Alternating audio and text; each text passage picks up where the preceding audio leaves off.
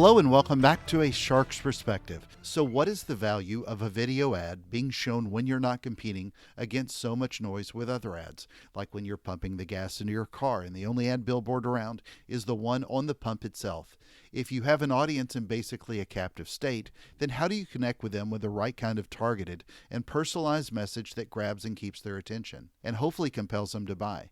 Sean McCaffrey is the president and CEO of GSTV, a national video network and platform delivering targeted audiences across tens of thousands of fuel retailers in over 200 DMAs reaching 1 in 3 adults. And on this episode, we'll discuss gas stations, TV commercials and video advertising, reach, captive behavior, pause points in the consumer journey, personalization at scale, targeting, electric vehicles, Walmart's gas station sushi, and a lot more. So let's tune in to a GSTV exec with a shark fueled by performance on this episode of A Shark's Perspective.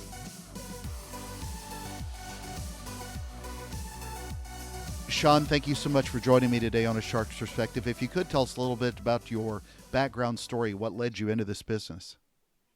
Sure. So I'm president and CEO of GSTV. It's a national video platform in 200 plus U.S. markets that reaches 1 in 3 adults. And I've been CEO for a couple of years and having some fun reimagining the business and creating value for our partners. Prior to that, I had a long career at what is now or became iHeart and Clear Channel and got to see really from a front row seat the evolution of radio becoming audio, out of home becoming digital, and this really global medium, and both have really had creative renaissances as well. So always been, I guess, a little bit of a student of marketing and media and where audiences and creativity and especially data in the last decade come together to create some interesting platforms, interesting value. So having a lot of fun with the team here that's grown quite a bit over the last couple of years. I bet. So what is the size of this market? How many people do you reach in 200 markets?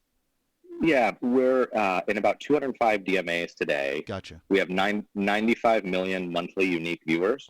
So that's about a third of U.S. adults, and we continue to grow. And the audience and the network can be sliced and diced any number of ways for value. We think about what consumers want, what our retail partners want, how brands and agencies need value. And so we have advertisers who use the whole thing because they want to reach everybody in the summer months, let's say. We have advertisers who think of it as addressable behavioral audiences, geographic proximity, and everything in between. And we program a show that's both content and commercial experience. So in that sense, it's more similar to a broadcast network in terms of how you can think about creatively using the platform. Well, and so basically the platform is I get out of my car, I go to fill up gas, and one of the newer units that pumps gas has a TV screen on it. And it catches me there while I'm trying to pump the gas, and it shows me different advertisements in video form. Why do you think that's a good form of video advertising? I think today, as advertisers and agencies, there's certainly a battle for attention and to turn that attention into engagement. When I was considering joining the company, I did sort of 3 concentric circles for the classic Venn diagram, sort of consumer trends and behavior, what's changing, media trends and behavior and what's changing, and then this business and what's evolving. And we have national broadcast level scale. We've got an element of digital addressability. We treat each station like an addressable household in the sense of one of our locations in the Hamptons, let's say in the summer months, might function very differently than something in suburban Detroit in the winter or everything in between. So we've got scale, we've got the ability to measure. It's a naturally data-rich environment to understand where consumers were before and after. And the basic consumer insight is people behave differently the day they fuel. It's errand day, it's stock up day, it's road trip day. So we're super highly correlated to lots of consumer commerce. And so, of course, brands and agencies care about causality. Can we prove that we somehow impacted it? And creatively, it's what was otherwise dead air for consumers. And so we've really gone about reimagining the consumer experience to try to serve what they're interested in. And music and driving go hand in hand. So we've got a music partner in Live Nation. News updates in a short form, sort of consumable content way makes sense. So Cheddar's a news partner of ours. Food, our audience eats a lot.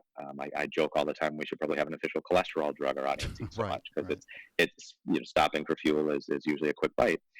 So we work with First Media and their Blossom and So Yummy properties. Food content makes sense, and the list goes on.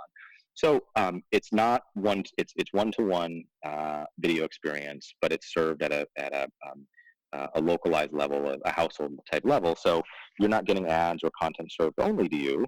But simple stuff. Personalization doesn't have to mean one-to-one. It also means Ohio State sports highlights make sense Thank in you. Ohio, not in Michigan. Exactly. One of the things we hear from advertisers all the time is personalization at scale has become such a buzzword, but the creative side of it and the content side of it matters, not just the targeting. So we think I tended to say when I first joined the business, classically one of our struggles for our growth was we didn't fit a legacy silo. It wasn't exactly television, wasn't exactly digital out home. Today, it's really what's driving our growth is those lines are blurrier than ever. Consumers are willing to look at advertising and content if it's relevant to them. When our audience isn't buried in kind of a sea of 300 feet of scrolling every day, can't be DVR'd or skipped, and that's a responsibility to consumers, but it's also an opportunity for brands. So one of the reasons I'm very excited about this channel, at least from an advertising perspective, is that for the most part, except for people pumping gas next to you or maybe walking across to buy a lottery ticket in the store, is that you're really getting somebody that's sort of in a captive state, similar to when somebody goes through and buys something at a grocery store and they walk through the aisle. And that's why they load it up with candy and magazines or whatever they load it up with today. But it really kind of captures you in that state because you're free from other advertising. How has that been sort of keeping a not necessarily a captive in quotes state, but giving them to where they're really more of a focus than having too much noise going on with other channels? Because for the most part, if you're at home, you've got TV and other video distraction. When you're at the gas pump, you're not going to get 12 other forms of ads except on your phone. Completely agree, and I think that's well said. So I tend to say it as we're at a natural pause point in the Yes. consumer journey. You've stepped out of your vehicle, you have a few minutes to yourself. We take that responsibility seriously to try to entertain and inform without being abusive in that regard. We've got great content partners. We have an in-house content studio. We continue to focus on editorial quality and values all the time. And I think it's that captive moment where there's opportunity. What we have consumers tell us is they listen, they pay attention. We're Nielsen currency. We do watch list of notice surveys, Sure. and we do it twice a year, and it's usually high 80s, low 90s. Before I joined the business, I asked for a list of locations around the tri-state area in New York, and I just drove around and looked at about 50 of them and stood there for a few minutes watching people, and consumers watch. They do pay attention, and we see it on social. When we run content that's relevant or funny or interesting, people respond. We do a word of the day that is one of our sort of lighter weight content things, but people respond. Our creative studio had some fun with it and did suborn when some of the perjury things were going on, and we got quite a bit of response there.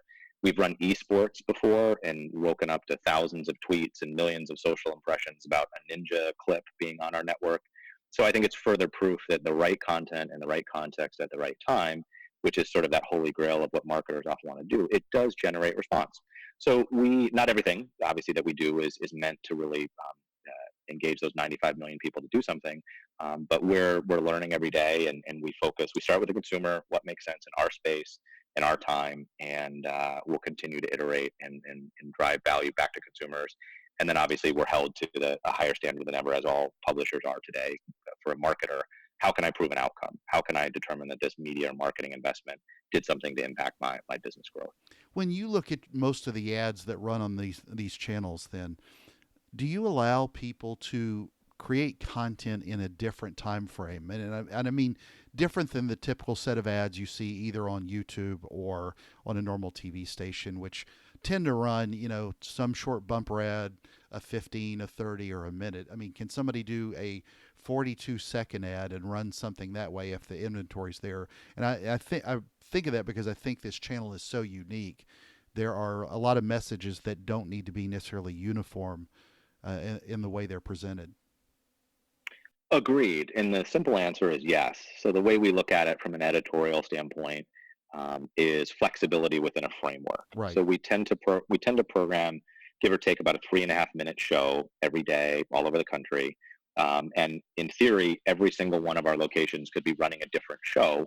Oftentimes it's more regionalized or day parted, that sort of thing. But absolutely. So we have standard ad units, lengths, 15s, 30s. We get a lot of 6s and 7s because of obviously social video.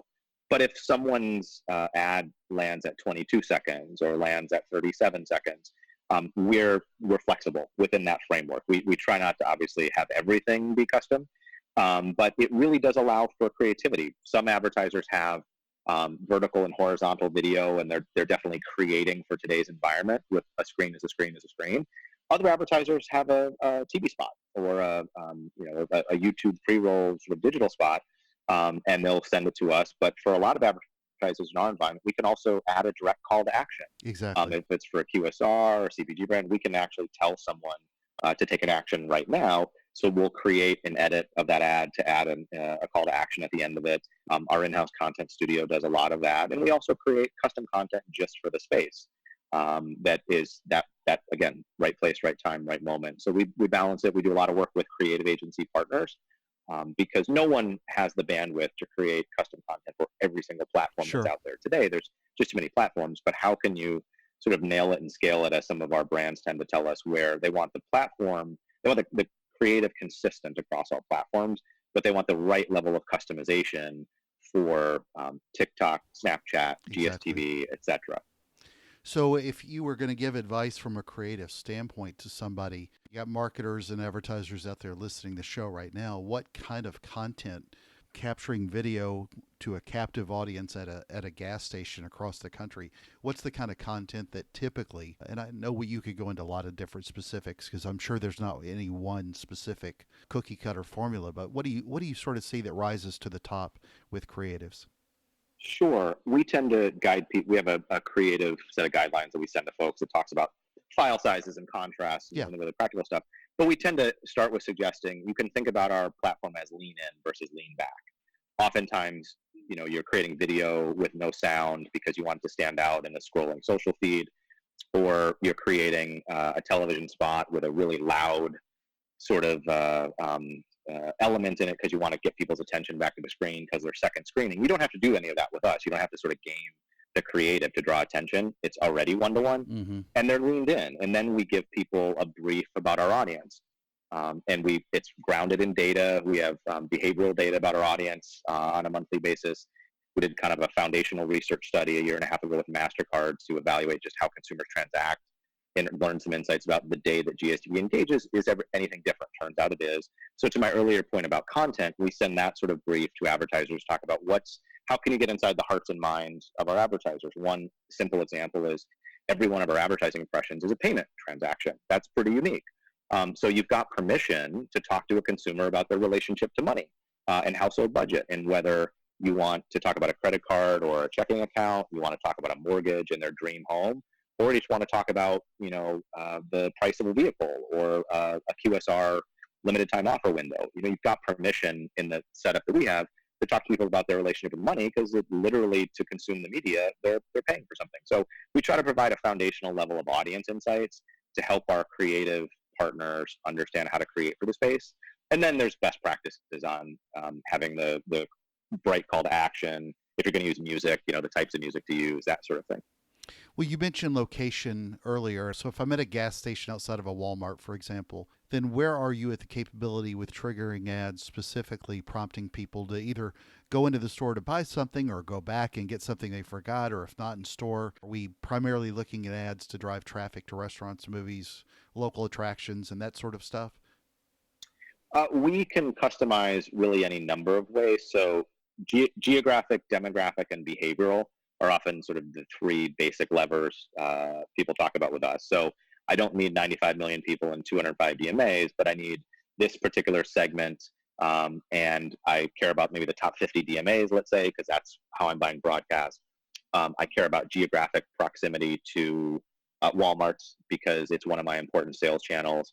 And I've got some behavioral data about my audience that I want to put against the geo and behavioral information we have about our audience. So we size down, 95 million people to whatever that commensurate audience is. And then we run a campaign only at those stations, or we'll run it day part, days of the week, or we can run it dynamically, depending on the conditions, that sort of thing, and try to balance the client's investment alongside their targeting and audience needs, and then expected outcomes. Obviously, we're like any other platform. If you want to buy the whole thing for a long amount of time, it can Sure. start to get to be a significant investment. But the cost of doing business with us in 205 markets and with 95 million people even if you buy that at scale, it is still, in my mind anyway, having been around media for a long time, it's a reasonable CPM and value trade converse to some other things. And it's never one thing. Marketers never, at least in my entire career, no one has said this is the one thing, the silver bullet that's going to solve everything. It's always the tuning of the dials. And today, I think a marketer and agency's job is, of course, tougher than ever because there's so many more options and there's so much data. And folks are, of course, worried about and focused on teasing out the insights of that data to actually drive growth. So we try to be a good partner in that regard and talk about our audience, talk about their mindset, talk about our coverage, our scale, practically how you can buy it, and then land on a solution that's the most effective for that partner. Well, you mentioned something earlier also that also triggered my memory back with my days working in big data. So, some of the big data partners work with credit card data as well. Are you at the point of being able to make this more addressable and possibly triggering some of the ads based off of credit card data? So we work with credit card data partners now, and to be clear, we don't collect or ingest any first-party data. Right, We're not right. taking credit cards, etc. But as you know, as you alluded to, credit card data has been used for years to connect to household behavior and household purchases. And so a number of Well, our and most partners. time it's hashed and anonymized, so nobody ever Correct. sees any of that. And I worked in that environment quite a lot. Correct. So we work with partners who talk about, I need to win everywhere. I'm a fast-moving consumer goods, packaged goods brand. I need to win everywhere. My priority channels are big box grocery and C-store. Classically, C-store has been a bit of a data desert for them to get insights. So we have such scale in that sector. It's very valuable in the C-store. Single serve, packaging is of course highly profitable as well, but they care about grocery and big box. So credit card data is one of the things that we use to prove outcomes to advertisers, and they're doing the data match. They're working with their partners to do it. The technology is there where in theory you swipe your credit card and the experience is personalized to you. For a lot of reasons, we don't do that. I don't think the world is ready for that level of personalization. I don't want to be in the first-party data business. And obviously, the world over the last 10 years, much less the next few, is changing dramatically there. Where there's value is consumer opt-in. So some of our retailers have quite sophisticated loyalty programs, for example. So that will be an early place where personalization at a one-to-one level comes into play. If one of our major retailer partners knows it's you and you've already opted into their affinity and loyalty program, Exactly. you're accepting of a promotion and a prompt rather than the other content and all the ads only being individually served to you. Yeah, it's just amazing to your point. As long as it's all done within a data privacy and compliant manner, then emphasis on that anonymization that doesn't let anybody see too much of anybody's data that makes the customer feel bad about the experience or becomes too much of a leverage point. Not talking about Facebook or anybody else by name, but the capabilities with credit card data and location and loyalty, and to your point earlier about when you're out running an errand or buying groceries or whatever, it's just amazing the capabilities of being able to reach somebody physically close to the point of purchase. Agree completely, and that's one of the huge values. And I also think, to my earlier point about sort of how you define personalization, it's such a fascinating time. I mean, Absolutely. The maturation of the digital space. You've had several marketers, major ones in the last year, come out and talk about perhaps they fell a little too in love with the efficiency of digital versus the efficacy, right? Adidas is one that comes to mind. At the A&A Masters in the fall, you had Mark Pritchard on stage talking about P&G's journey with infomercials. And that infomercials, he even joked before all of you in the audience, 3,000 marketers give me a hard time. This may not win awards at Cannes, but it's effective and it drives sales, because he said something to the effect of, we've got a whole generation of consumers who haven't grown up with the brand promise of Tide or all these various products. So demonstrating the products in use are valuable. So infomercials, while I think marketers in many cases maybe would call that something maybe legacy or not as innovative as the latest digital platform, P&G's focused on impact and results. So yeah, it's just a fascinating time. And for GSTV, we're at such a middle ground of sort of personalization, scale, this white space canvas where you don't have programming that you have to worry about bumping, or FCC must carry, or all that. We think it was one of the things, quite frankly, personally attracted me to the business. It felt like it had all the hallmarks of sort of where the audience and market is going, and it was some opportunity to build. And we have a great senior leadership team here and on down through the company that 2.5 years, at least into my personal journey, I'm really enjoying. Well, I just think it's a wonderful point you made about personalization, and it does not need to say "Hi Kenneth" or "Hi Shark" to be personalized. Knowing my name or my nickname or messing that part of the experience up, most of the time that feels creepy and I don't know, not very Uh, authentic. But if you talk about my local sports team or really localize that content, can make it just as personalized as what you thought you had with some first or third party database with a list of names and email addresses that's only 80% right anyway. So right. it's a great point. Completely agree. Yeah. So then, if you sort of had to look at intent in the context of ads, kind of go a little bit deeper, if you will, about going, with the ads and with errands and how those ads trigger people to go beyond just the top of the funnel. Sure. So I've alluded to the size of our audience, and we have this big reach, but as you know, and I'm sure some guests have talked about, cheap reach is everywhere. Yeah, reach is a So dirty word to me. yeah, and so we've got attention. How do we make that engagement and drive that action? So as I alluded to, we did a study with MasterCard really just to understand how people consume everywhere, all day, online, offline, and then start with the basic question: the day that they fuel up their vehicle, i.e., the day that GSU engages, is anything different? And what we found out is yes, there's a whole lot more spending. As an example, the three biggest consumer journeys after fueling up are grocery, big box, and QSR, and that tracks with logic to me, right? It's a simple errand or two after you fueled up. So as we were sort of reimagining the business a couple of years ago, this idea of I want to be the right place, right time, right moment kept coming up from marketers. So we really looked at then what are we good at? And if you were go to our website and you sort of look up what we do, there's a tagline there: moments that move, moments that matter. Because we discovered what we're good at. We're good at moving people to action right now. Go to a QSR, go inside and buy a lottery ticket, go home and watch this show tonight. We've proven tune in, we've proven sales, etc. Mm-hmm. The matter part comes from this serialized and habitual engagement. We're going to see you every week, sometimes twice a week, maybe every other week, depending. But for the most part, 3 to 5 minutes at a time, 3 to 5 times a month. So give or take 15 to 20 minutes uninterrupted of someone's life every month on a very serialized engagement, we can talk to a consumer. So if you've got a brand that it has a much longer cycle, for example, a mortgage I mentioned earlier, or an automobile, converts to a fast food meal or a soda. We're a platform where you can tell your story, bring them in, et cetera, and in a way that if you do it right, you have permission and acceptance to market to them. So we think we're a very solid mid-funnel play. We're not mass reach. There's natural frequency capping, as I said. It's not lowest funnel performance marketing one-to-one where you're sort of dialing an optimization dashboard every single day. But it has the hallmarks of broadcast scale, some of the targeting and attribution of sort of digital muscle memory. And so we think it's the right mid-funnel addition and a very complementary and rather than an or for a lot of, if you will, for a lot of things in a media mix. Because everybody, what we hear constantly is as much as the old 70-20-10 paradigm still holds, right? The Mm-hmm. 10% sort of blue sky innovation and 70% baked in. There's a lot less faith in the 70% anymore because just audience behavior is shifting.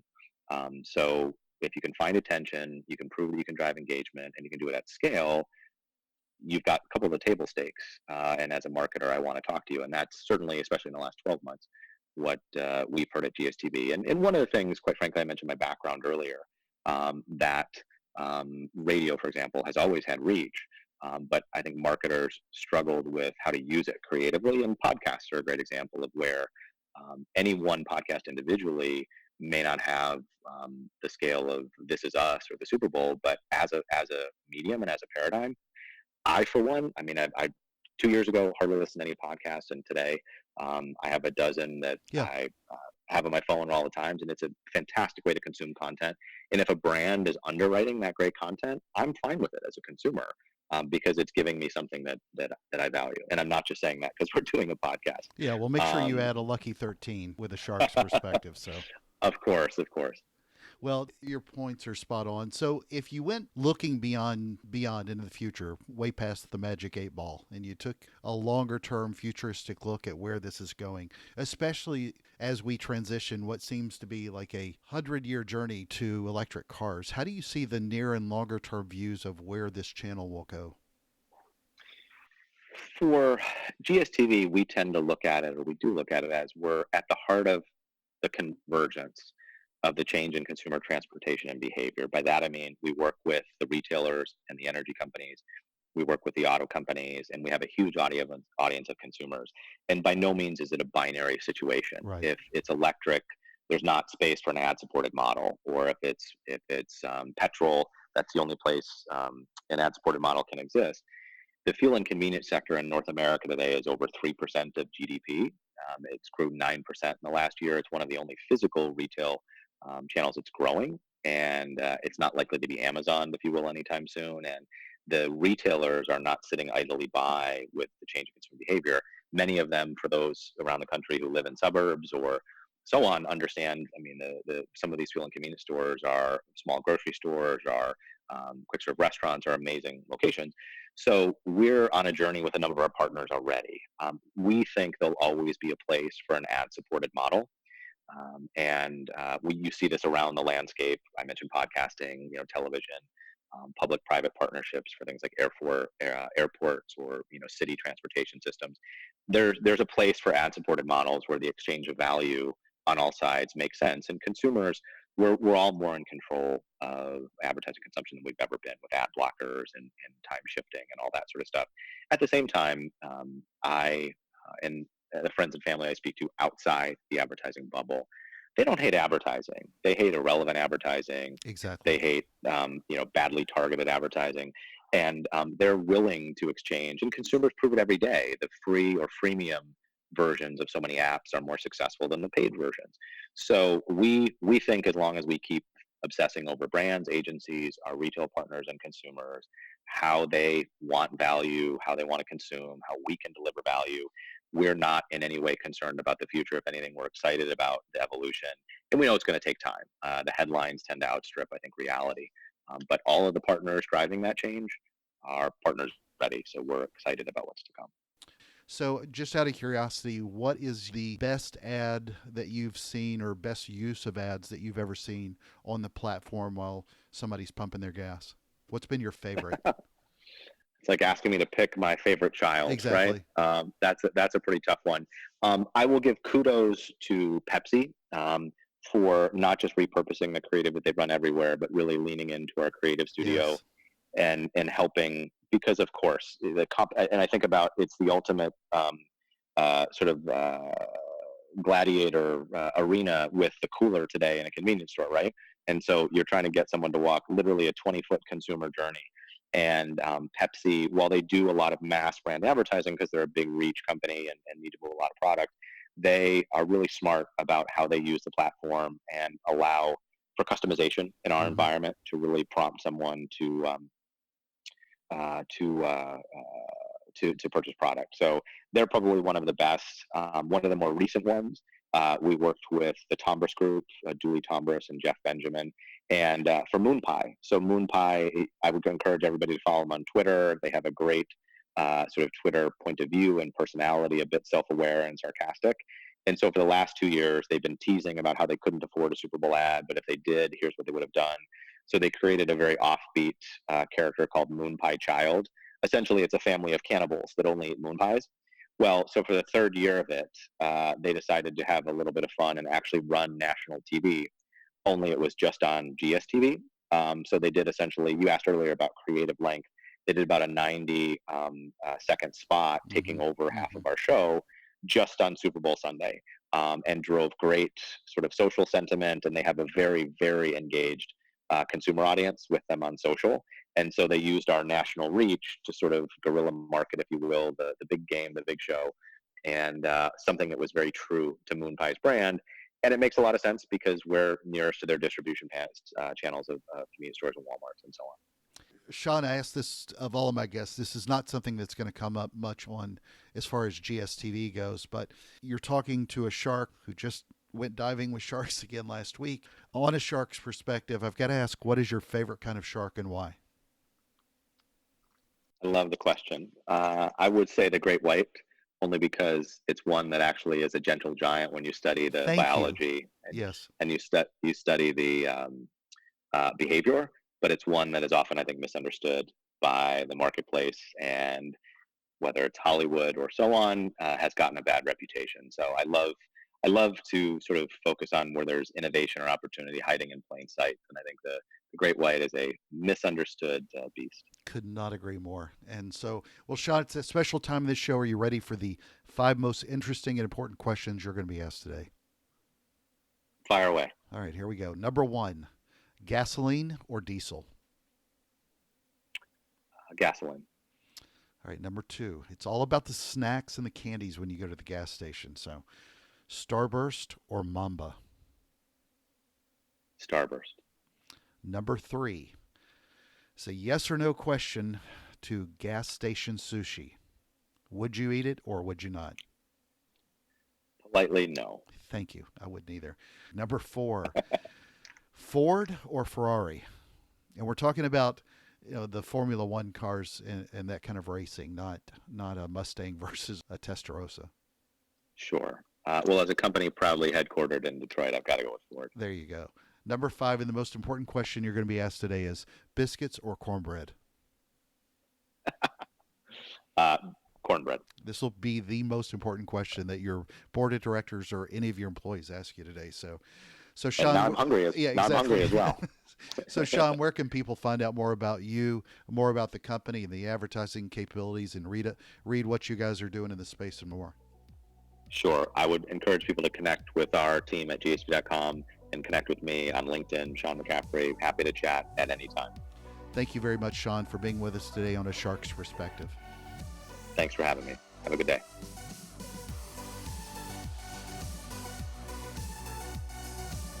So there was my conversation with Sean McCaffrey, the president and CEO of GSTV, a national video network and platform delivering targeted audiences across tens of thousands of fuel retailers and over 200 DMAs reaching 1 in 3 adults.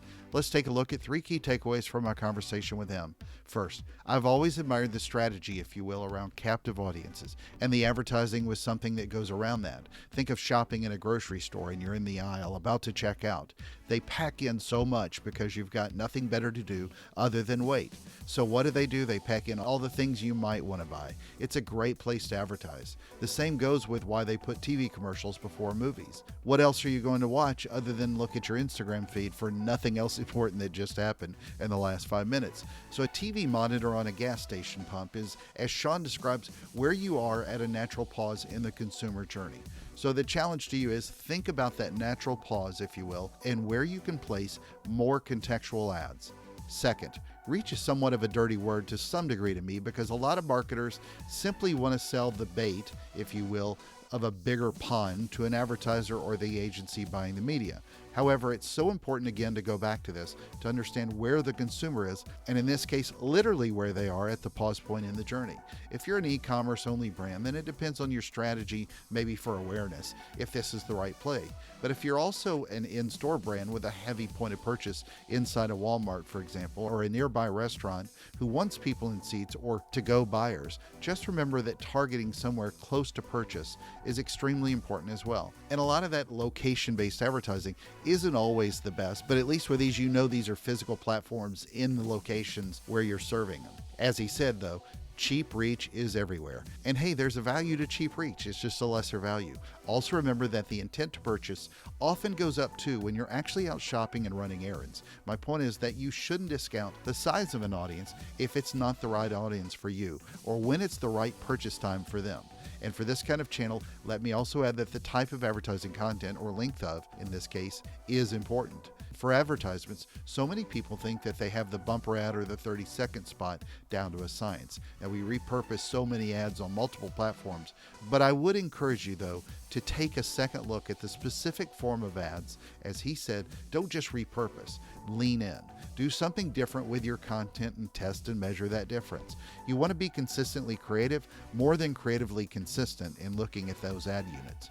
Third, one of the things that not enough people think about with personalization is that your data has some, let's say, wrong to it. Having worked in big data as well at a well-established brand, you've got to understand that even the best data in the world is often wrong. Why? Because it's a moment in time. But people, and those changes are constantly fluid.